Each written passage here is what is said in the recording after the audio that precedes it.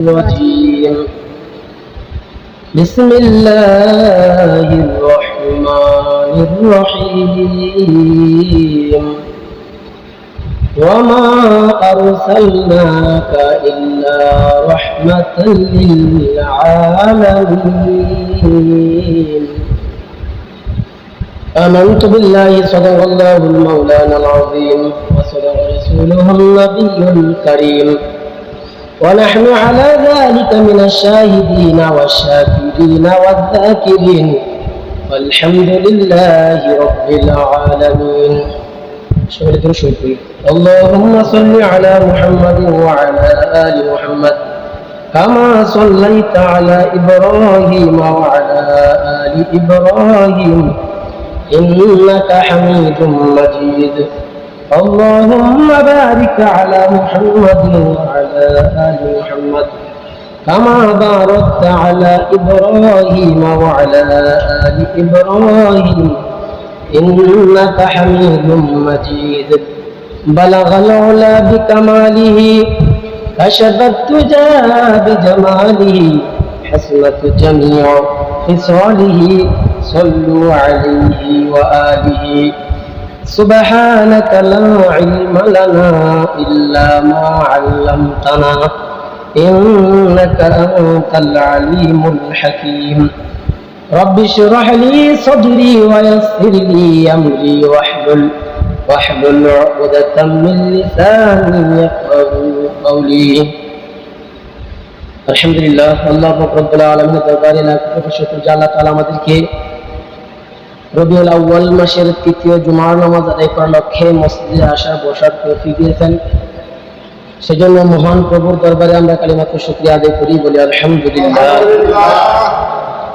আল্লাহ তাআলা আমাদেরকে এমন এক নবীর উম্মত বানাইছেন যে নবীর উম্মত হওয়ার জন্য অন্য নবীরা পর্যন্ত আল্লাহর কাছে দোয়া করছেন। তা আমরা দামি নবী পাইছি। এই নবীর দাম যেমন অন্য নবী দেশে আমাদের নবীর দাম সবার চেয়ে উঠবে। সব নবী দেশে আমাদের নবীর দাম কোটি কোটি গুণ বেশি। আবার সকল নবীর উম্মত এসে আমাদের নবীর, আমরা যে উম্মত আছি আমাদের দাম অন্য নবীর উম্মতের থেকে বেশি। এমন দামি নবী পাইছি এবং দামি উম্মত আমরা হইতে পারছি।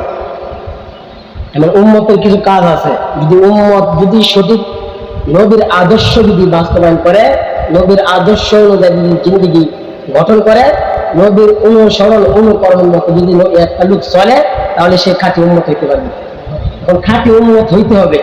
এবং নবী, আমাদের নবী যে আয়াত তেলাওয়াত করেছে, আল্লাহ তাআলা বলতেছেন ওমা আরসালনাকা ইল্লা রাহমাতাল লিল আলামিন, যে আমি তোমাদেরকে, তোমাদের নবীকে তোমাদের জন্য রহমত হিসাবে তৈরি করেছি, রহমত হিসাবে পাঠাইছি।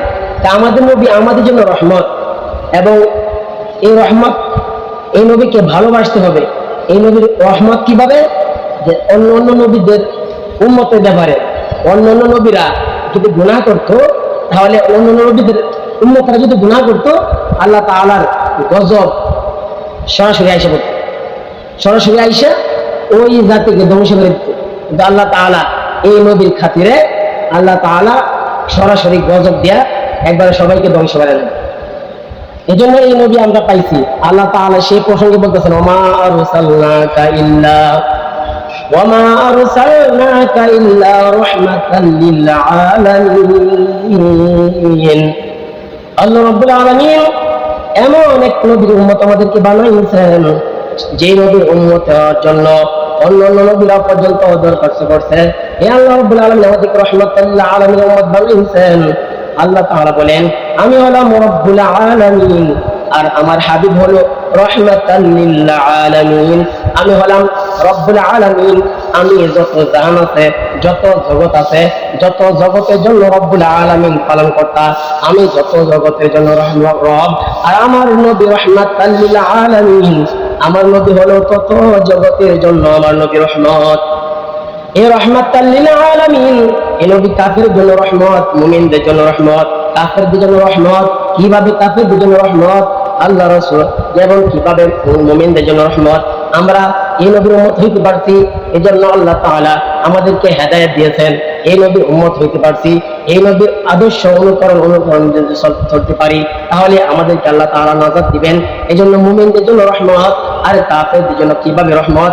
কারণ কাফেরদের জন্য এইভাবে রহমত, অন্যান্য নবীর উম্মতেরা যদি গুনাহ করতো ডাইরেক্ট গজব নাযিল হইতো, কিন্তু এই নবীর খাতিরে আল্লাহ তাআলা ডাইরেক্ট গজব দেন না, সমূলে সবাইকে ধ্বংস করেন না। এই জন্য কাফেরদের জন্য আমার নবী রহমত, এই কাফেরদের জন্য আমার নবী রহমত। এই রহমতের নবী আমরা পাইছি, এই নবীকে ভালোবাসতে হবে, এই নবীকে অনুকরণ করতে হবে। এই ভালোবাসার মাপকাঠি কি? সাহাবায়ে কেরাম যেভাবে রাসূলকে ভালোবাসতেন, আল্লাহ রাসূল সাল্লাল্লাহু আলাইহি ওয়াসাল্লামকে ভালোবাসতেন।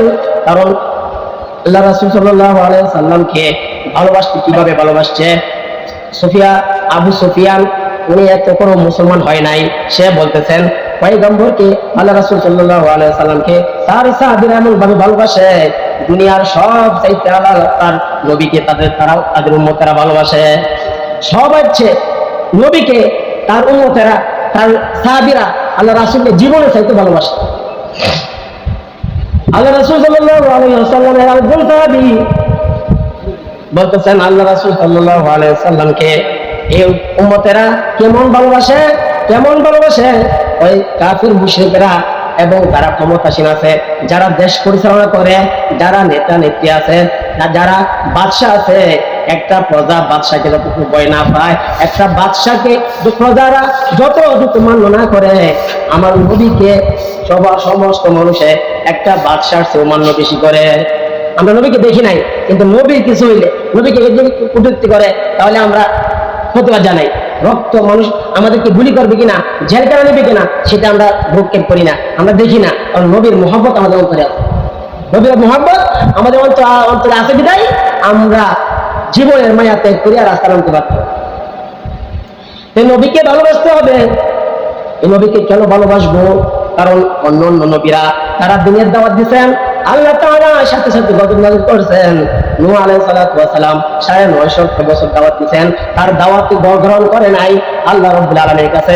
নূহ আলাইহিস সালাতু ওয়াস সালাম বলেন, ওয়াকালা নূহু রাব্বি লা তাযার আলাল আরদি মিনাল কাফিরিনা দাইয়ারা, ও আল্লাহ এই কাফেররা আমার দাওয়াত গ্রহণ করে নাই, আপনি এই কাফের নির্বংশ করে দেন, তাদেরকে সমূলে ধ্বংস করিয়া দেন। আল্লাহ তাআলা ধ্বংস করছেন। কিন্তু আমাদের নবীর ব্যাপারে, আমাদের নবীকে আল্লাহ তাআলা পূর্বে দুই নবীর ঘটনা শোনাইছেন, তারা উম্মতের জন্য কেমন দরদ।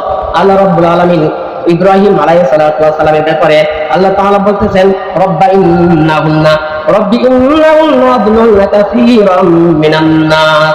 ইব্রাহিম আলাইহিস সালাতু ওয়াস সালাম আল্লাহকে বলতেছেন, রব্বি ইন্নাহুন্না আদল্লানা কাসীরাম মিনান নাস, ও আল্লাহ আমার উম্মতেরা, আমার কওমরা, তারা তো অনেকেই জাহান্নামের মধ্যে যাইতেছে একমাত্র মূর্তির কারণে, মূর্তি পূজার কারণে, ভাস্কর্যের কারণে, মূর্তির মহব্বত তাদের অন্তরে থাকার কারণে তারা পথভ্রষ্ট হয়ে যাইতেছে। কারণ মূর্তির মহব্বত, যদিও ইব্রাহিম নবী যুগের নবীকে বাদ দিয়ে তারা মূর্তি পূজা করে, ইব্রাহিম নবীর দাওয়াত তারা গ্রহণ করে নাই। কারণ মূর্তির প্রেম যদি অন্তরের মধ্যে ঢুকে যায়, ভাস্কর্যের প্রেম যদি অন্তরের মধ্যে ঢুকিয়া যায়, তখন দেশের সমস্ত মানুষকে যদি হত্যা করা হয়, শত শত মানুষকে যদি হত্যা করা হয়, এই জন্য কষ্ট লাগে না? কষ্ট লাগে বাবার ভাস্কর্য যদি ভাঙা হয়, বাপের মূর্তি ভাঙছে, এই জন্য কষ্ট লাগবে। কিন্তু শত শত মানুষকে হত্যা করে কষ্ট লাগে না? ইব্রাহিম নবী এটাই বলেন, আমার উম্মতেরা, আমার কওমের লোকেরা, অসংখ্য মানুষ পথভ্রষ্ট হয়ে যেতেছে, মূর্তিগুলা তাদেরকে পথভ্রষ্ট করতেছে, ইব্রাহিম আলাইহিস সালাতু ওয়াস সালাম পরে বলতেছেন, আল্লাহ তাআলা বলতেছেন, ফামান তাবিআনি ফাইন্নাহু মিন্নি। আল্লাহ ইব্রাহিম আলাইহিস সালাতু ওয়াস সালাম আল্লাহকে বলতেছেন, ফামান তাবিআনি ফাইন্নাহু মিন্নি ওয়া মান আসানি। আপনি যদি তাদেরকে ক্ষমা করেন, তাহলে তো তারা যদি হেদায়েত পেয়ে যায়, তাদেরকে যদি হেদায়েতের পথে আনেন, তাহলে তো তারা যদি মূর্তি ছাড়িয়া দেয়, মূর্তি পূজা ছাড়িয়া দেয়, ভাস্কর্য ছাড়িয়া দেয়, তাহলে তো তারা আমার দলভুক্ত হয়ে যাবে, তারা হেদায়েত পেয়ে যাবে। ফাইন্নাকা গফুরুর রহিম ওয়া মান আসানি ফাইন্নাকা গফুরুর রহিম। আর যারা মূর্তি পূজা ছাড়বে না, আমার দলভুক্ত হইবে না, তাদের অবস্থা কি? আল্লাহ রাব্বুল আলামিন বলতেছেন, ফাইন্নাকা গফুরুর রহিম। ইব্রাহিম আলাইহিস সালাতু ওয়াস সালাম আল্লাহর কাছে বলতেছেন, আপনি তো দয়ালু এবং ক্ষমাশীল। তারা তো মূর্তি পুজো ছাড়তেছে না। আপনি দয়ালু, ক্ষমাশীল, দেন না ক্ষমা করিয়া। এই ইব্রাহিম নবী উম্মতের প্রতি মায়া, এই জন্য এমন দোয়া করছেন। ঈসা আলাইহিস সালাম তার উম্মতের ব্যাপারে আল্লাহ রাব্বুল আলামিনের কাছে বলতেছেন, ইন তুআযিবুহুম ফাইন্নাহুম ইবাদুক। আল্লাহ রাব্বুল আলামিনের কাছে ঈসা পয়গম্বর বলতেছেন, ওয়া আল্লাহ ইন তুআযিবহুম ফাইন্নাহুম ইবাদুক, তুমি যদি তাদেরকে শাস্তি দাও, ইন তুআযিবহুম তাদেরকে তোমরা তুমি যদি শাস্তি দাও, ফাইন্নাহুম ইবাদুক তারা তো আপনারই ইবাদত করে, তারা ইবাদত না করার কারণে তাদেরকে যদি তুমি শাস্তি দাও, ইন তুআযিবহুম ফাইন্নাহুম ইবাদুক ওয়া ইন তাগফির লাহুম ফাইন্নাকা আনতাল আজিজুল হাকীম, আর যদি তাদেরকে ক্ষমা করিয়া দাও, আপনি তো পরাক্রমশালী এবং প্রজ্ঞাময়, আপনি ক্ষমাশীল এবং প্রজ্ঞাময়। তাই আল্লাহ তাআলা ইব্রাহিম আলাইহিস সালাম উম্মতের ব্যাপারে দোয়া করছেন। তাই আল্লাহ রাসূল সাল্লাল্লাহু আলাইহি ওয়াসাল্লাম তিনি উম্মতের ব্যাপারে দোয়া করতেছেন। আল্লাহ তাআলা এই উম্মতের জন্য উনি সিজদায় পড়ে গেছেন। আল্লাহ তাআলা জিবরাইল আলাইহিস সালামকে পাঠাইছেন, জিবরাইল আলাইহিস সালামকে পাঠাইছেন, বলতেছেন, ও পয়গম্বর আপনি কি চান, আপনি কি চান? ইব্রাহিম আলাইহিস সালাম হযরত মুহাম্মদ সাল্লাল্লাহু আলাইহি ওয়াসাল্লামের কাছ থেকে যখন জিবরাইল আল্লাহর কাছে গেলেন, বলতেছে, আমার হাবিব কি চায় কে জিজ্ঞাসা করো, আমার হাবিব কি চায় জিজ্ঞাসা করো। আল্লাহ তো জানেন, তবু ফেরেশতা পাঠাইছেন, জিজ্ঞাসা করো। উনি উম্মতের জন্য কাঁদতেছেন, বলতেছেন ইব্রাহিম নবী উম্মতের জন্য কান্না করে। ইব্রাহিম আলাইহিস সালাম এবং ঈসা আলাইহিস সালাম উম্মতের জন্য কাঁদে। আমার উম্মতের জন্য আমার কান্না, কারণ উম্মতের জন্য মায়া। নবী আমাদের জন্য এত মায়া, এত মায়া, আমার নবী আমাদের জন্য এত মায়া। কেন এত মায়া? আল্লাহ রাসূল বলেন, কাল কিয়ামতের ময়দান যখন শুরু হয়ে যাবে, আমাকে কয়েকটা জায়গায় পাইবা, একটা হলো ফুলসিরাতে পাইবা, আর একটা হলো মিজানের পাল্লায় পাইবা, আর একটা হলো হাউজে কাউসারে। এই তিন জায়গার মধ্যে আমি দৌড়াদৌড়ি করব, আমার একটা উম্মত যেন জাহান্নামে না যায়, এই জন্য আমি ছোটাছুটি করবো, দৌড়াদৌড়ি করবো। এই নবীর মহাব্বত, এই নবীর উম্মতের প্রতি মহাব্বত, এই জন্য আল্লাহ রাসূল সাল্লাল্লাহু আলাইহি ওয়াসাল্লাম সমস্ত নবীরা দুনিয়া থেকে চলে গেছেন, কেউ মৃত্যুর সময় বলে নাই ইয়া উম্মতি উম্মতি। আখিরাতে যখন ইসরাফিল আলাইহিস সালাম সিংহাসন দিবেন, সমস্ত নবীরা বলবেন ইয়া নাফসি ইয়া নাফসি, আমাকে বাঁচাও আল্লাহ, আমাকে বাঁচাও। ইয়া নাফসি করে বলবেন। আর একমাত্র আমাদের নবী, উনি বলবেন ইয়া উম্মতি, আমার উম্মতদের বাঁচাও, আমার উম্মতদের বাঁচাও। আমাদের উম্মতদের কথা আল্লাহ রাসূল ভুলে যাবেন না। এমন নবীর আদর্শ, এমন নেতার আদর্শ যদি মানতে যাও, এমন নেতার আদর্শকে মানতে হবে যে নবী বিপদের কালেও মৃত্যু কালেও উম্মতকে বলে নাই। এখন দেখা যায় নেতা বিপদে পড়ছে, জনগণকে ফালাইয়া দেশ থেকে ত্যাগ করছে, বিদেশে গেছে, জনগণকে বিপদে ফেলায় বিদেশ চলে যায়। এমন নেতার সাথে বললে ফায়দা নাই। আল্লাহ রাসূল সাল্লাল্লাহু আলাইহি ওয়াসাল্লামকে এক সাহাবী বলতেছেন, মাতা আসা, ও পয়গম্বর মাতা আসা, কিয়ামত কখন হবে? কিয়ামতের বিষয় আমাকে সন্ধান দেন, কখন হবে একটা কিয়ামতের একটা দিন তারিখ আমাকে দিয়া দেন। আল্লাহ রাসূল সাল্লাল্লাহু আলাইহি ওয়াসাল্লাম বলেন, তুওয়াফি রাসূলুল্লাহ সাল্লাল্লাহু আলাইহি ওয়াসাল্লাম, তুওয়াফি রাসূলুল্লাহ সাল্লাল্লাহু আলাইহি ওয়াসাল্লাম ওয়ালাত ইয়াউমুল। আল্লাহ রাসূল সাল্লাল্লাহু আলাইহি ওয়াসাল্লাম বলেন, মাতা সাআ, কিয়ামত কখন হবে? মাতা সাআ, কিয়ামত কখন হবে? মা আদাত লাহা। আল্লাহ রাসূল সাল্লাল্লাহু আলাইহি ওয়াসাল্লাম বলেন, কিয়ামত দিন হবে, তুমি কিয়ামতের সম্পর্কে তুমি সন্ধান জানতে চাইছো, তারিখ জানতে চাইছো, কিয়ামতের জন্য কি প্রস্তুতি গ্রহণ করেছো? এই সাহাবী বলতেছেন, হুব্বুল্লাহি ওয়া রাসূলি, আমার অন্তরের মধ্যে আল্লাহ এবং আল্লাহ রাসূলের মুহাব্বত আছে, আমার অন্তরের মধ্যে আল্লাহ এবং আল্লাহ রাসূলের মুহাব্বত আছে। আল্লাহ রাসূল বলেন, ফাইন্নাকা মা মান আহবাবতা। আল্লাহ রাসূল সাল্লাল্লাহু আলাইহি ওয়াসাল্লাম বলেন, ফাইন্নাকা মা মান আহবাবতা, যার সাথে যার মুহাব্বত, তার সাথেই কাল কিয়ামতের ময়দানে উঠবা। এমন নেতার আদর্শ গ্রহণ করতে হবে, এমন নেতার পিছনে ছুটতে হবে, যেই নেতার সাথে চললে দুনিয়া এবং আখিরাত ভালো হয়। এমন নেতার আদর্শ গ্রহণ করতে হবে, যেই নেতা বিপদে পালাইয়া জনগণকে পালাইয়া পেয়ে যায় না। যেই নবী ও আমাদের জন্য আমাদের কথা বলে নাই, মৃত্যুর সময় আমাদের কথা বলে নাই, কাল কিয়ামতের ময়দানেও ইয়া উম্মতি উম্মতি বলিয়া আমাদের জন্য আল্লাহর কাছে সুপারিশ করবেন, শাফায়াত করবেন। অতএব আদর্শ যদি মানতে চাও, তাহলে একমাত্র আল্লাহ রাসূল সাল্লাল্লাহু আলাইহি ওয়াসাল্লামের আদর্শ আমাদেরকে মানতে হবে। আল্লাহ রাসূলের আদর্শ আমাদেরকে মানতে হবে। আল্লাহ রাসূল সাল্লাল্লাহু আলাইহি ওয়াসাল্লাম এমন আদর্শ, আল্লাহ রাসূলকে সাহাবায়ে কেরাম কেমন মহব্বত করতেন। আল্লাহ রাসূল সাল্লাল্লাহু আলাইহি ওয়াসাল্লাম হযরত আনাস রাদিয়াল্লাহু তাআলা আনহু বলেন, আল্লাহ রাসূলের চুল কাটতেছে, এই মুহূর্তে সাহাবায়ে কেরাম চতুর্দিকে বেষ্টন করেছে আল্লাহ রাসূলের চুল যেন মাটিতে না পড়ে, তারা হাতের মধ্যে হাত পাতে রাখছে, হাতে যেন পড়ে। আল্লাহ রাসূলকে এমন মহব্বত করতেছেন, আল্লাহ রাসূল ওযু করে, ওযুর পানি যেন জমিনে ঝরে না যায়, আল্লাহ রাসূল বয়ান করতেছেন। আল্লাহ রাসূল যখন থুতু নিক্ষেপ করবেন, মানুষের থুতুটাকে আল্লাহ রাসূলের থুতু মাটিতে পড়তে দেয় নাই, সাহাবায়ে কেরাম হাত এভাবে চতুর্দিকে ফাইতে রাখছে। যখন থুতু দেয় সাহাবায়ে কেরামের হাতের মধ্যে পড়ে এবং মুখের মধ্যে মাখে, শরীরের মধ্যে মাখে। তা আল্লাহ রাসূলের থুতু মুবারক, এটা আবার সাধারণ আপনি আমার মতো থুতু না। আল্লাহ রাসূলের থুতু আপনি আমাদের মতো থুতু না। তা আল্লাহ রাসূলের থুতু পবিত্র, আল্লাহ রাসূলের থুতু দিয়ে মেশকা আম্বরে ঘ্রাণ বাইরে, আল্লাহ রাসূলের শরীরের ঘাম দিয়ে, আমাদের ঘামের জন্য তো মানুষ কাছে বসতে পারে না, ঘামের দুর্গন্ধ, আল্লাহ রাসূলের শরীরের ঘাম। আম্মা জান আয়েশা সিদ্দিকা রাদিয়াল্লাহু তাআলা আনহা বলেন, আমি শিশির মধ্যে বোতলের মধ্যে মহিলা রাখতাম, যখন বিয়ের অনুষ্ঠান হইতো, বিয়ের অনুষ্ঠানে যারা গরিব সাহাবী তারা খুশবু হিসাবে তারা সুঘ্রাণ খুশবু কেনার টাকা নাই, তারা আয়েশা বলতো আল্লাহ রাসূলের শরীরে একটু ঘাম দেন, আমি শিশির মধ্যে ভরে রাখতাম, তখন আমি এই ঘাম বিতরণ করতাম। আল্লাহ রাসূলের শরীরে ঘাম আপনি আমার শরীরে ঘামের মতো না। এখন দেখা যায় রেজবি আছে এক বন্ড, ও আর কে গোসল দেয়, এর গোসলের পানি কিছু দেখা যায় না, তার ভক্তরা গোসল দেয়, গোসলের পানি খায় না। আল্লাহ রাসূলের সাথে কি বর্তমান হবে? আল্লাহ রাসূলে ঘুমাইলেও ওযু যায় না, আল্লাহ রাসূল ঘুমাইলেও যে সদা সবকিছু শুনে, আল্লাহ রাসূল ঘুমাইলেও ওযু যায় না। আরে আমরা শুধু হেলান দিয়া সামান্য একটু হেলান যে একটু ঘুমাইছি বা একটু শুয়ে গেছি, এই 10 থেকে 10 চোখ লাগিয়ে গেছে, ওযু চলে গেছে। ওযু ভঙ্গের কারণের মধ্যে এটা আছে, চিৎবাকাতে হেলান দিয়ে ঘুম যাওয়া, তাহলে আমাদের ওযু চলে যায়। সাধারণ নবী তো আমাদের মতো সাধারণ মানুষ না, নবীর সাথে তুলনা করিয়া নবীর শরীর গাম যেহেতু সাহাবায়ে কেরাম মাখছেন, শুধু থুতু সারা শরীরে মাখছেন, মানুষের মুখের মধ্যে দিচ্ছেন, মানুষের জড়তা চলে গেছে, এলেন ভিতরে এলেন ঢুকে না, আল্লাহ রাসূল থুতু মুবারক মুখে লাগাই দিচ্ছেন, তার এলেন জারি হয়ে গেছে, পরের মধ্যে আল্লাহ রাব্বুল আলামিন এলেন ফিটিং করে দিয়েছে। আল্লাহ রাসূলের সাথে সাধারণ মানুষের এই ফির গাঞ্জাগো ফির বুড়া তারাও তুলনা করে। এখন এই মাজার বাংলাদেশে কিছু মহিলা, যে মাজারপন্থী কিছু মহিলা, তারা বলতে হুজুরদেরকে সাইজ করতে হবে, হুজুরাও নাকি বাংলাদেশে মাজার ভাঙ্গা, মাজার একবারে ধুলিসাৎ করে দেওয়া, রেপোকানে যিনি শুয়ে আছেন আল্লাহওয়ালা, ওনার কবরের মধ্যে আক্রমণ করা যাবে না। কিন্তু এখানে যে শিরিক কার্যকলাপ হয়, এটা আল্লাহ রাসূল হাদিসে বলছেন, এগুলো তোমরা প্রতিহত করো। এই শিরিক যেখানে হয় ওদেরকে বাইরে তুলো। গাঞ্জা খায়, শিরিকে সেজদা দেয়, কবরকে কেন্দ্র করে সেজদা দেয়।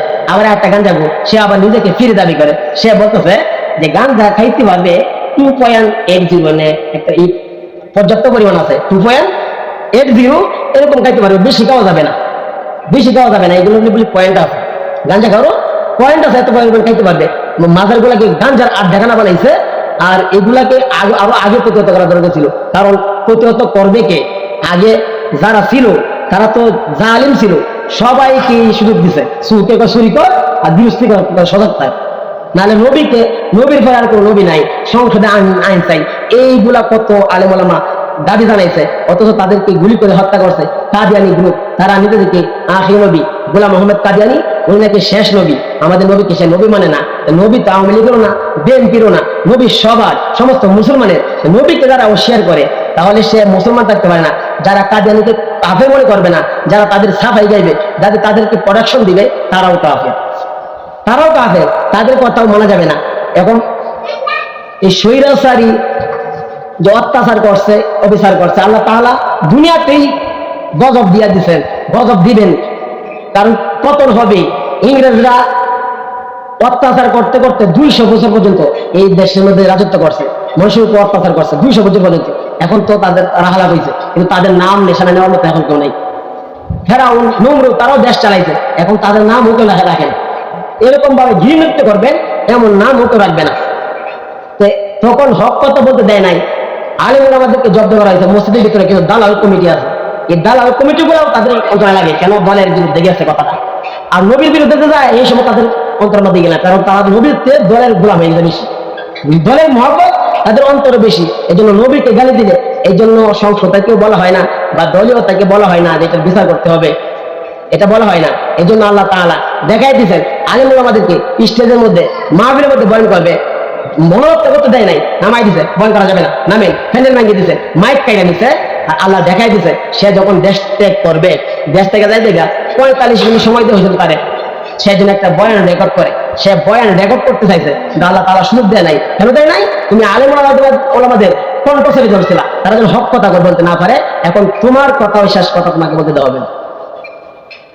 আল্লাহ তাআলা, এটা আল্লাহ রাব্বুল আলামিন বলে, আমি ছাড় দিই কিন্তু ছেড়ে দিই না, ছাড় দিই, সুযোগ দিই, অত্যাচার অবিচার কর, সুযোগ দিই, পাপ আচার কর। যখন ধরি তখন তারে আর ছাড়ি না, যখন ধরি তাকে আর ছাড়ি না।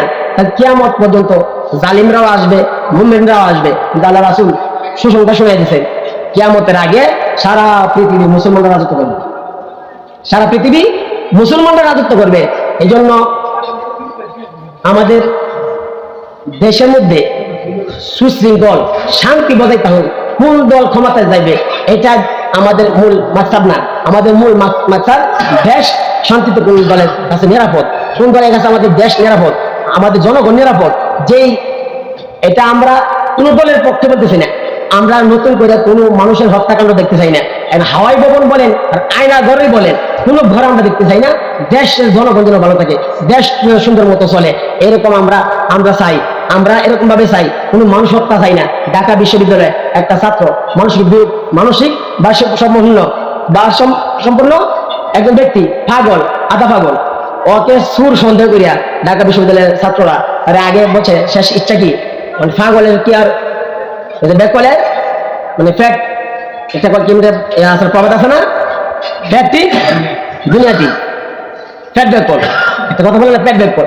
মৃত্যুর মুহূর্তে বলতেছে তোর শেষ ইচ্ছা কি, ভাত খাই, কত পদার্থ ভাত খাইতেছে। আবার জিজ্ঞাসা করতে, তারা আবার লাইভ করতেছে, জিজ্ঞাসা করতেছে ডাইল কেমন হয়েছে, তরকারি কেমন হয়েছে, বলো বলো, এগুলা বলিয়া খাওয়াইয়া তারপরে হাত পায়ে বান দিয়া আরে এমন ভাবে বাইরিয়া টসারি করিয়া মারছে, সুর সন্দেহ করিয়া। যেমনি ভাবে বুয়েটের ছাত্র একজন আবরার ফাদকে যেভাবে হত্যা করা হয়েছিল, তাকে সে হত্যা করেছিল শিবির সন্দেহে, সে নামাজ পড়ে, সে জামাত শিবির, আর তাকে হত্যা করা হয়েছে সুর সন্দেহে। আমরা এরকম রাজনীতি সমন্বয়ক বলেন আর আওয়ামী লীগ বিএনপি বলেন, যেই দলে হোক, এরকম হত্যাকাণ্ড রাজনীতি, এরকম হত্যাকাণ্ড যারা দুনিয়ার মধ্যে ঘটায়, মানুষ হত্যা করে, এরকম রাজনীতি আমরা চাই না। এরকম রাজনীতি আমরা চাই না। আমরা চাই দেশ সুন্দরভাবে চলুক, যে দেশের জনগণ যেন সুন্দরভাবে চলে, এটা সবারই চাহিদা। এটা আমার দলীয় কোনো কিনা, আমার দল ক্ষমতায় যাক, দল ক্ষমতায় গেলে দলীয় লোকে শান্তি পায়, দলীয় লোককে স্বাধীনতা পায়। কিন্তু দলীয় ছাড়া যারা, তারা জেলখানা হাজিরা দিতে দিতে জীবন শেষ। আমরা শুধু দলীয় ভাবে আমরা শান্তি চাই না, আমরা সবাই স্বাধীন দেশের মধ্যে স্বাধীনভাবে যেন বসবাস করতে পারি, স্বাধীনভাবে যেন থাকতে পারি। ইসলামের কথা, কারণ যারা সংবিধান রচিত করে তারা বলে ইসলামের কথা, ধর্মীয় কথা যার যার ধর্ম সে প্রচার করতে পারবে। কিন্তু বিগত যে দিনগুলা গেল, হিন্দুরা তারা পূজা করবে, তাদের ধর্মীয় অনুষ্ঠান করবে, এই জন্য তাদেরকে বাধা দেওয়া হয় না। পুলিশের প্রোডাকশন দেয়, কিন্তু পূজা মণ্ডপ পাহারা দেওয়া হয়েছে, যে কারণে এখানে বিশৃঙ্খল না লাগে। কিন্তু ওয়াজ মাহফিলে আসলে শুনছেন, পুলিশে পাহারা দেওয়া, ওয়াজ মাহফিল পাড়াইতে, ওয়াজ মাহফিলে পুলিশে পাহারা দেয় না, অথচ পাহারা দেয় না, উল্টা ওয়াজ মাহফিল আবার বিচ্ছিন্ন করে দেয়, ভাঙিয়ে দেয়। তাহলে আমরা তো স্বাধীন রাষ্ট্রে ছিলাম না, আমরা স্বাধীন রাষ্ট্রে ছিলাম না, ইসলামের কথা স্বাধীনভাবে বলতে পারে নাই, তাদেরকে কণ্ঠকে স্তব্ধ করা হয়েছে, বন্ধ করে দেওয়া হয়েছে। এই জন্য ইসলামের কথা আল্লাহ তাআলা বলতেছেন, ইয়া আইয়ুহাল্লাযীনা আমানু ইয়া আইয়ুহাল্লাযীনা আমানু লা ইন্না আরাদনা ইয়া আইয়ুহাল্লাযীনা আমানু মিন, আয়াতটা বলতেছে না, যে আল্লাহ তাআলা বলতেছেন যে তোমরা আমার কথাকে, ইয়া আইয়ুহাল্লাযীনা আমানু তাকুল্লাহ ওয়া কুলু কাওলান সাদীদা, ইয়া আইয়ুহাল্লাযীনা আমানু তাকুল্লাহ ওয়া কুলু কাওলান সাদীদা।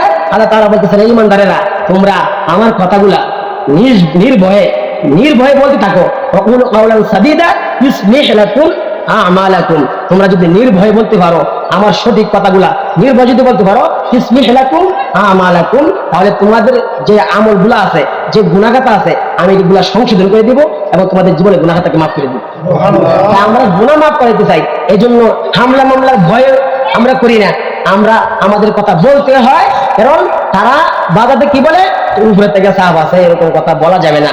তোমাদের উপরে থেকে কে চাপ দিছে? প্রধানমন্ত্রী, এমপি মন্ত্রী, চেয়ারম্যান, এমপি মন্ত্রী, বেশি হলে প্রধানমন্ত্রী। কিন্তু আমাদের উপর থেকে আল্লাহ রাব্বুল আলামিন ডাইরেক্ট চাপ দিয়েছেন, ইয়া আইয়ুহাল্লাযীনা আমানু ইয়ামুত্তাকুল্লাহ ওয়া কুলু কাওলান সাদীদা, হে ঈমানদাররা, তোমরা যদি ঈমানদার দাবি করো তাহলে নির্ভয়ে সঠিক কথাগুলো বলো। আল্লাহ তাআলা আমাদেরকে চাপ দিয়েছে। আর তোমাদের সরকার, তোমাদের নেতা নেত্রী, তারা 5 বছর 10 বছর, জোর করে হলে 20 বছর 15 বছর 20 বছর, এরপরে টেম্পার শেষ। কিন্তু আমার আল্লাহ রাব্বুল আলামিন এই নমুনার কোনো টেম্পার শেষ নাই। দুনিয়া শুরু থেকে কিয়ামত হয়ে গেলেও এরপরে আল্লাহ রাব্বুল আলামিন আছেন, থাকবেন। এই আল্লাহ তাআলা দুনিয়ার সরকারের কথা না মানলে জেলে কাটা দিতে হবে, বড় জোর বেশি হলে ফাঁসি হবে। কিন্তু আল্লাহ রাব্বুল আলামিনের কথা যদি না মানা যায় তাহলে সারা অনন্ত অসীম কালের জন্য জাহান্নামের আগুনে জ্বলতে হবে, যা দুনিয়ার আগুনের চেয়েও শত শত কোটি গুণ উত্তপ্ত বেশি। তাহলে এই আযাব থেকে বাঁচা থেকে দুনিয়া কিছু আযাব ভোগ করে ভালো। এক পুলিশ অফিসার মনে করেন একজন আসামি ধরছে, আসামি ধরিয়া বলতেছে এখন তোমাকে রিমান্ডে নেওয়া হবে, ফাঁসি দেওয়া হবে। আর একটা শাস্তি হয়েছে গিয়া তার একটা বাড়ির ভিতরে বসে, এখানে 10-15টা সাপ আছে। সাপ ছাড়ার পরে বলতেছে তোমার একটা মাফ হইতে পারে, তুমি তো সারাদিন ভর আমার বাড়িতে কাজ করো, ফানি টানো, আমার ঘরের মধ্যে কাজ করো, সারাদিন যাবতীয় যত কাজ আছে করো যদি, তাহলে এই রুমের ভিতরে যে সাপ আছে 10টা বিষাক্ত সাপ, এই ঘরের ভিতরে তোমার সাপের সাথে বন্ধু করবো না, তাহলে একটা সুযোগ তুমি আমার বাড়িতে কাজ করতে পারবা। এখন যত বুদ্ধিমানী হোক এই লোকটা কি করবে, যে বাসার কাজ করা ভালো, সাপের সাথে থাকবো কিভাবে, বিষাক্ত সাপ ধরবো কামড় দিন। বুদ্ধিমান হলে বলবে যে আমাকে সাপের সাথে রাখেন না, আপনি বাড়িতে কামড় সারা বছর, সমস্যা নেই। সারা বছর কাজ করতে রাজি কেন, দুনিয়ার সাপের জন্য। কিন্তু আল্লাহ রাব্বুল আলামিন বলে যারা নামাজ পড়ে না বেনামাজের কবরে একটা দুইটা নয় 99টা সাপ ছেড়ে দেওয়া হবে, 99টা সাপ ছেড়ে দেওয়া হবে। এগুলার নিঃশ্বাস যদি একটা ছাড়ে, দুনিয়ার জমিন যদি একটু নিঃশ্বাস থাকতো, সাপের যে নিঃশ্বাসটা এটা যদি থাকতো, তাহলে গাছ গাছালি এগুলা বিষাক্ত হয়ে যেত, ফিরে যেত, আর হইতো মরুভূমি হয়ে যেত।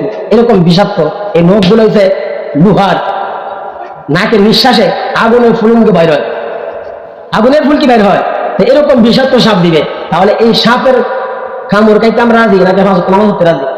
কিন্তু আমাদের বুঝে আসে না, আমরা নামাজে নাই। এই আযাব গজব কেন হয়? এরকম তাপমাত্রা এত আগে ছিল না, আমরা যখন এত কাল কাটাইছি এরকম এই মাসে এত তাপমাত্রা ছিল না, যেটা সৌদি আরবে আগে ছিল।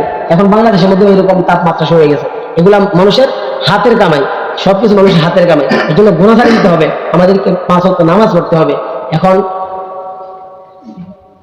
আমাদেরকে নামাজ পড়তে হলে কিছু সূরা পড়ার দরকার, সূরা জানা দরকার। কারণ নামাজের মধ্যে প্রথমে থেকে নামাজে অশুদ্ধ করা, নামাজ ভঙ্গের কারণ 19টার মধ্যে নামাজে অশুদ্ধ করা, তাহলে আমাদের সূরাগুলোকে শুদ্ধ করার দরকার।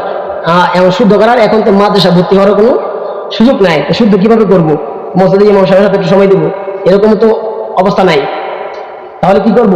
তাহলে দাওয়াত তাবলীগের মেহনত 3 দিনের বা 1 চিল্লা 3 চিল্লা সময় ধরে যারা সময় পান 3 চিল্লা দিতে পারেন, 1 চিল্লা দিতে পারেন। আর সংক্ষিপ্ত সময় 3 দিন, এই 3 দিনের জন্য যাওয়ার জন্য। এখন তো মোটামুটি কাজ একটু কমের দিকে, কাজ মোটামুটি কম। 3 দিনের সময় আমরা কি পারি না, এই গরমের মধ্যে কাজ করা তো কষ্ট হয়ে যায়। তাহলে রাস্তায় গিয়া এনে গিয়ে দোয়া করলাম, আল্লাহ যেন আবহাওয়া একটু লাঘব করে দেয়, মানুষের জন্য শান্তি পায়, এমন অবস্থা করে দেয়। তাহলে কাছে দোয়া করবো। পাশাপাশি আমাদের সূরা কেরাত, ওযু, ইস্তেঞ্জা, পাক না পাক এগুলো আমরা কিছু শিক্ষা করবো। কারণ এরকম আছে নাতিমাত্র হয়ে গেছে, কিন্তু ওযুর ভাঙের কারণ কয়টা, তায়াম্মুমের কয় ফরজ, গোসলের কয় ফরজ, এগুলো জানেন? অথচ নাতিমাত করো হয়ে থাকে। এমন লোক আছে ওযু ভঙ্গের কারণ কি, যেমন কোন কারণে ওযু ভাঙছে এটাও বলতে পারে না। তাহলে আমি নামাজ পড়তেছি, যদি ওযুই না থাকে 1000 কোটি সাজা দিই নামাজ হবে না। কারণ ওযু ছাড়া সাজা দিলে আর গুনাহ হবে, ওযু ছাড়া সিজদা দেওয়া যাবে না। এমন ওযু ছাড়া আপনি কোরআন তেলাওয়াত করতে পারবেন, ওযু ছাড়া কোন স্পর্শ না করিয়া করতে পারবেন, সব আছে, কিন্তু ওযু ছাড়া সাজা দেওয়া যাবে না। এই জন্য নামাজ পড়তে হইলে আমাদেরকে ওযু ভঙ্গের কারণ, নামাজ ভঙ্গের কারণ, কোন কারণে নামাজ ভাঙে, এগুলো আমাদেরকে শিখতে হবে। এখন কি কেউ আছেন এই 2-1 দিনের ভিতরে 3 দিনে যাওয়ার জন্য? মাশাআল্লাহ, আব্দুল কাদের ভাইকে আল্লাহ রাব্বুল আলামিন কবুল করুন।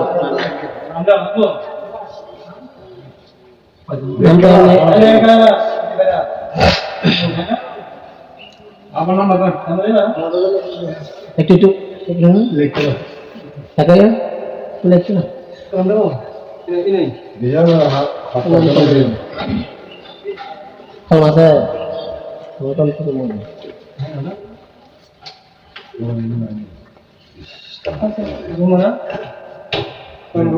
খোলা আছে।